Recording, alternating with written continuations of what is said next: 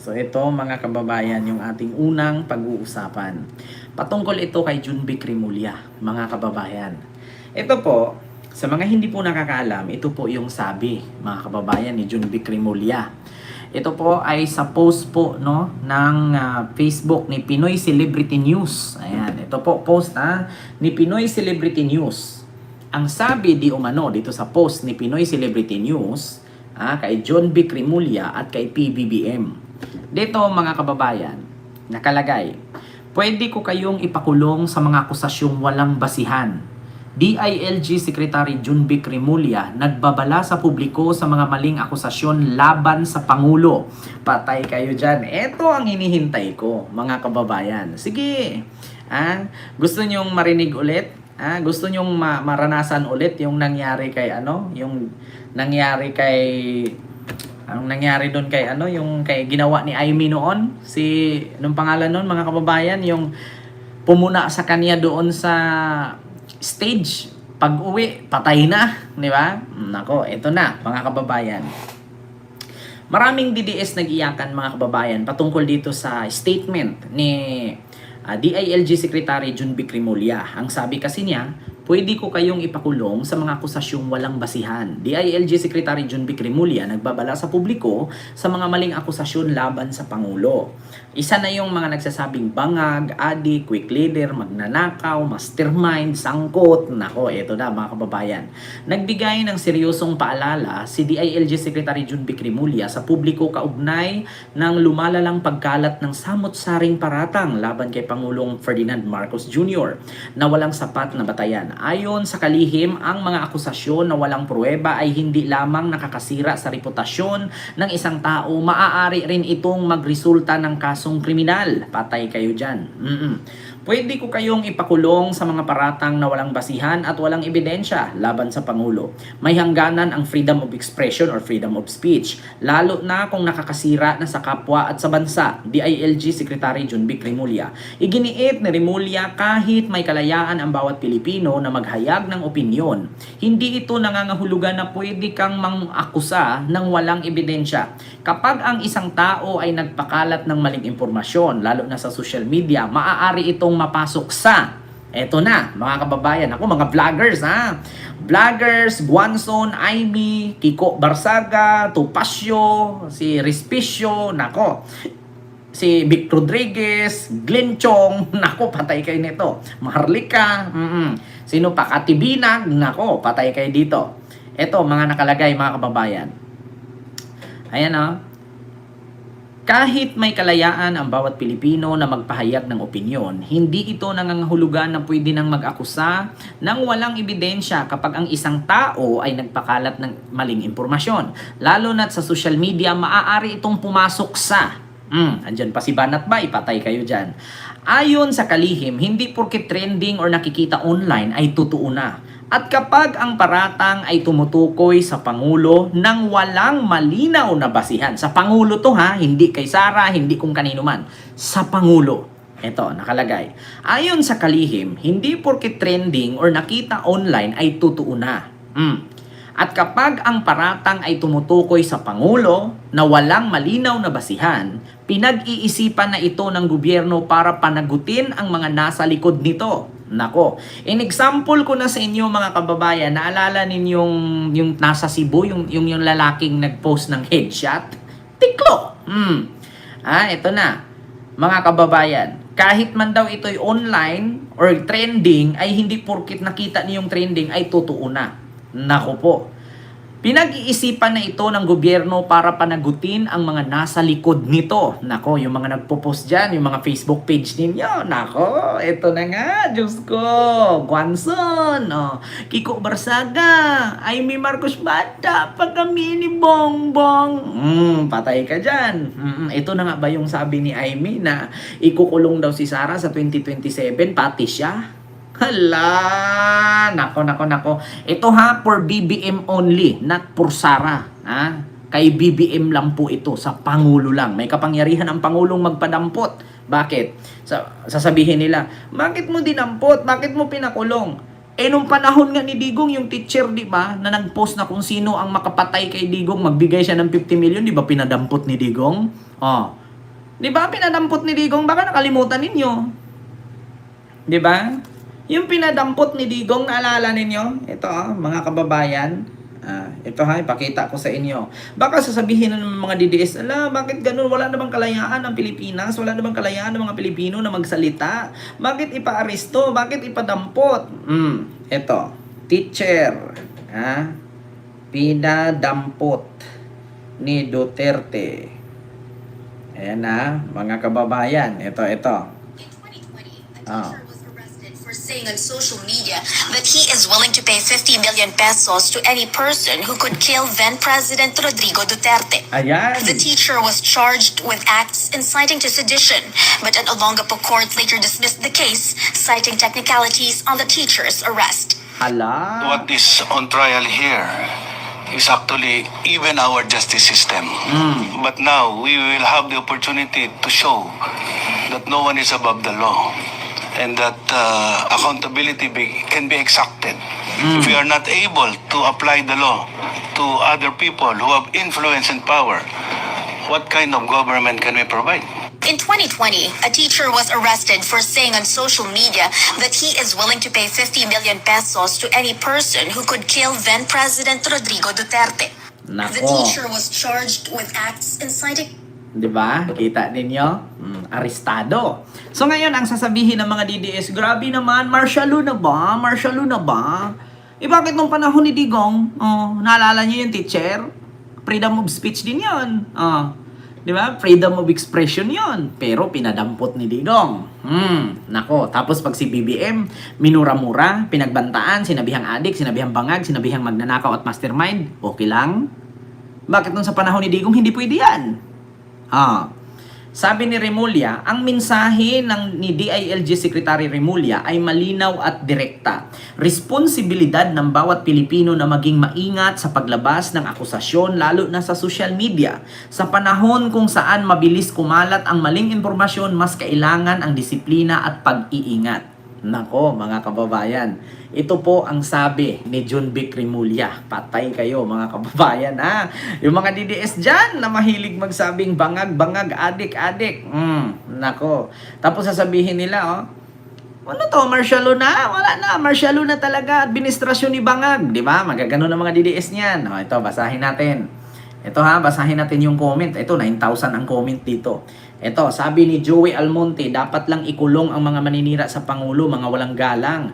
Yan ang dapat dahil binastos at pinaparatangan ang Pangulo. Di ikulong nila buong sambayan ng Pilipino. OMG, wala kayo dyan sa pwesto na yan kung di dahil sa taong bayan. Putang ina, ito naman si Hazel Pulia, yung kamukha ni Michael Jackson. Isang taga-comment na kamukha ni Michael Jackson. Nagko-comment tapos si Michael Jackson ang profile. Mga trolls post ng post, walang katotohanan. Mga DDS. Diba? Ano yung walang ebidensya? Yung mali-malitang pera na pinakita, hindi ba yun ebidensya? Ayan na naman tayo sa mali-malitang pinakita ni Saldico, hindi ba daw ebidensya? Paano yung mga pinapakita ni Sara, ni Madriaga kay Sara, hindi ba yun ebidensya? Ayan, yan mga DDS, dyan kayo mabubutasan Pagdating kay Saldico, na hindi naman nag-take oath, walang pinanumpaan sa salaysay, walang notaryo, diba? At hindi siya nanumpa sa anumang ahensya ng gobyerno, sabi nila, ebidensya daw yun, mali-malitang pera. Pero kay Madriaga, merong notaryo, merong affidavit, peke daw. Diba? Ito yung sakit ng mga DDS. Alam mo yun, sa totoo lang mga DDS, kapag pabor sa inyo, kahit peke, katulad kay Gutesa, kahit peke, okay sa inyo. Di ba? Pag hindi pabor sa inyo, at may ebidensya, may pruweba at notaryado, at detalyado, may affidavit, nilagdaan ng abogado, sasabihin ninyong peke. Antayin natin kung anong resulta dyan kay Sara sa mga nagsabing peke. Di ba? Ito. Ayan. Bob Marley, you will never justice in a world where criminals make the rules. Di ba? Sabi niya. Nako, ito pa si Rodsky Potsky.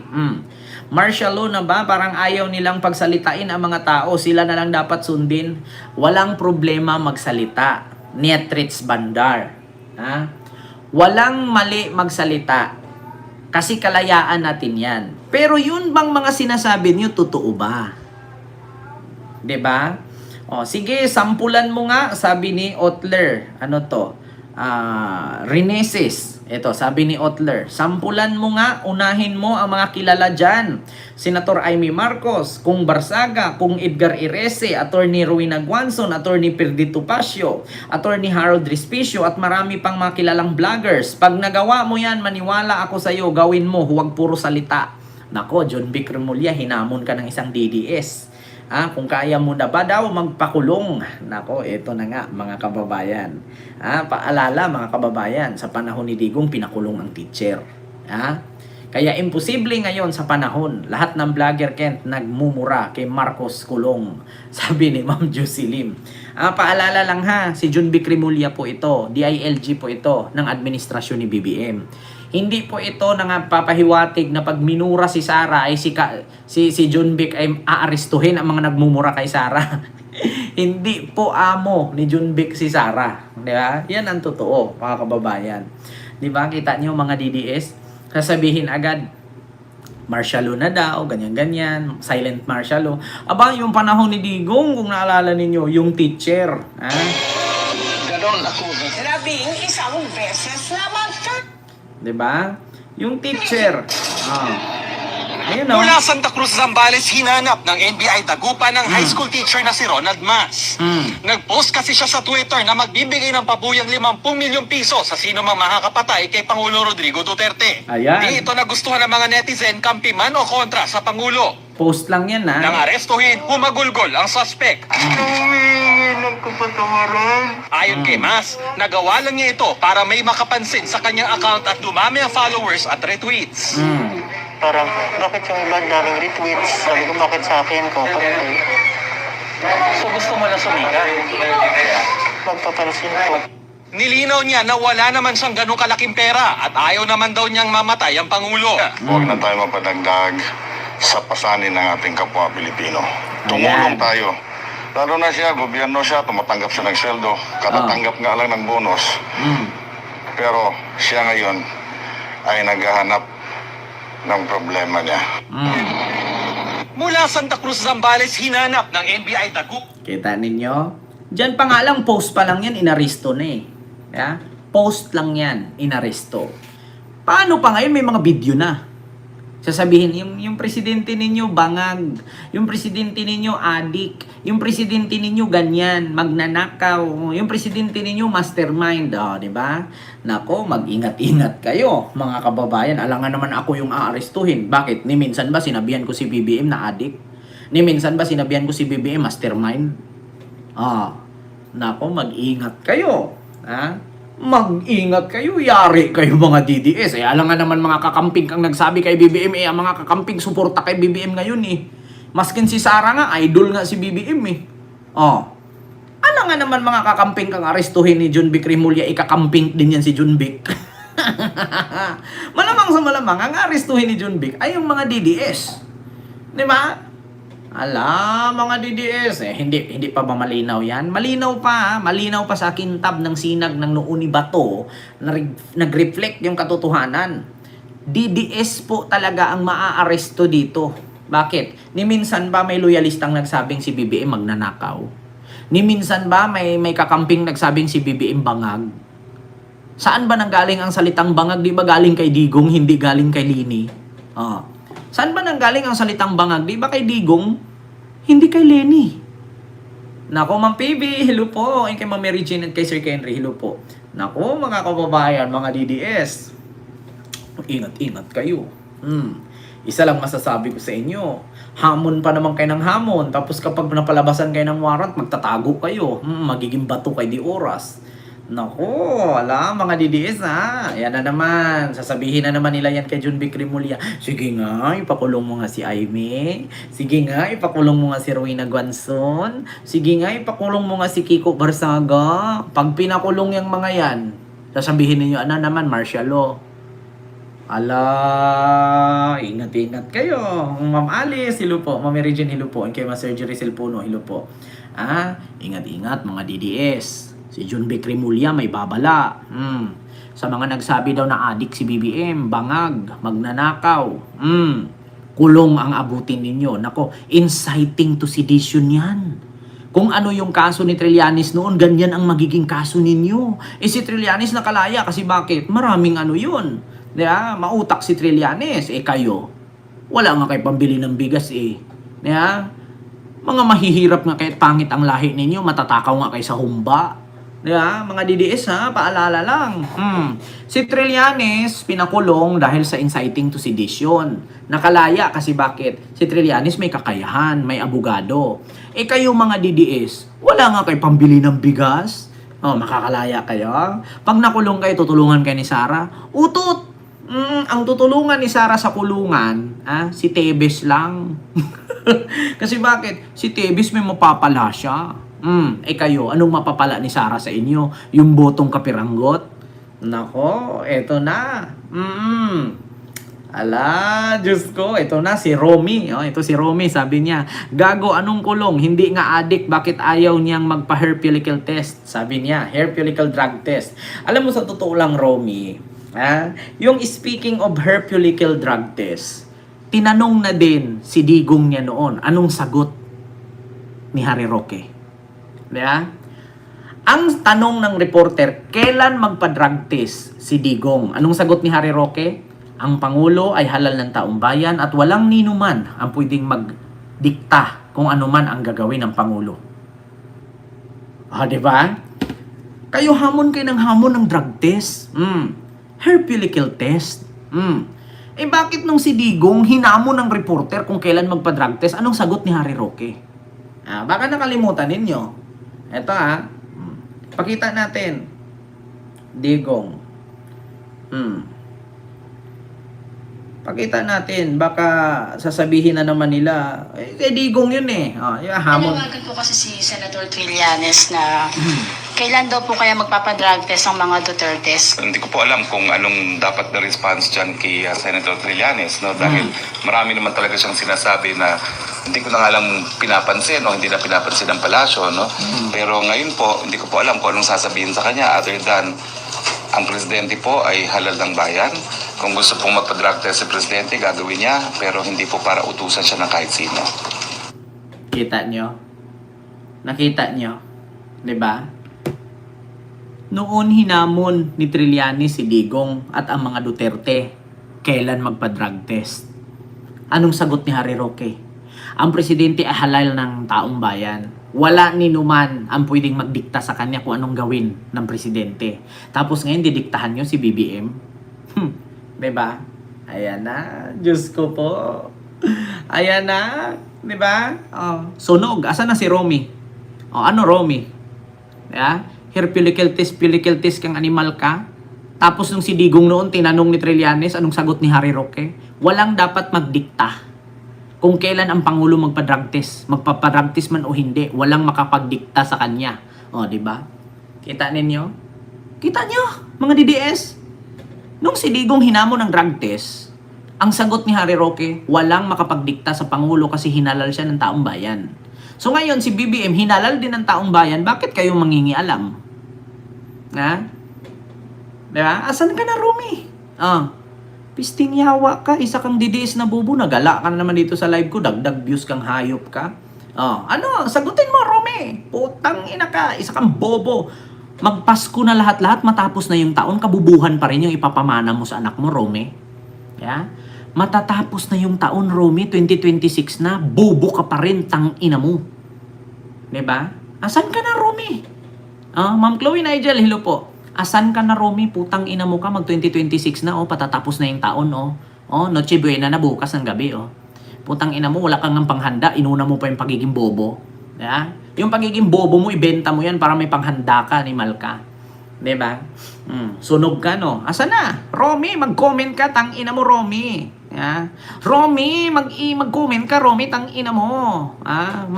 Matatapos na yung taon. Diba? Patapos na yung taon, Romy, kabubuhan pa rin yung magiging New Year's resolution mo. Tang ina mo, ibenta mo yung pagiging bobo mo para may pambili ka ng hamonado. Diba? Sunod, mga kababayan. Diba, nasunog. Saan ka na, Romy? Magpakita ka, Romy. Di poga ka, di ka na nagko-comment, hayop ka. Romy? Sino pang DDS papasok dyan? Di poga kay mga lintian, kay mga bobo, kay animal kayo. Herpulical test, kay nalalaman. Nung si Digong hinamon ni Trillanes, anong sagot? Walang makakapagdikta. Putang ina ka. Magsama kayo ni Digong. Tang ina nyo, ang bububo ninyo. Alam nyo, sa totoo lang, kayong mga DDS, wag na kayong pumasok dito sa aking live nang wala kayong utak. Bakit? Magmukha kayong katawa-tawa. Yeah? Mamura ko lang kayo, dagdag sa views ko lang kayo. Di ba? So ito, sunod mga kababayan. No? Speaking of herpulical test daw. Ito na. Speaking of herpulical test, mga kababayan, hamon ng mga DDS.